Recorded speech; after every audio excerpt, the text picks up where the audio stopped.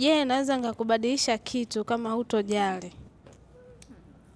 Naweza nikakisema hadharani ukakichukulia labda we mwenyewe jinsi ulivyofikiria, lakini sio kwa ubaya.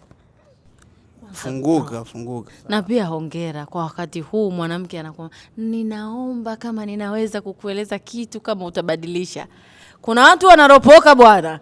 Jifunzeni wanawake kutoka hapa. Anaomba kwanza ruksa ya kuuliza. Sijui.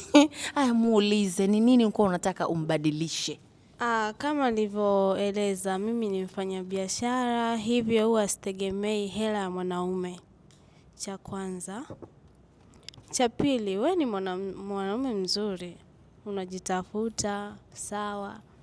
Ila kuna kitu kimoja nakuomba, yani unaweza kuvaa cheni zako unapotaka, lakini acha kuvaa hereni.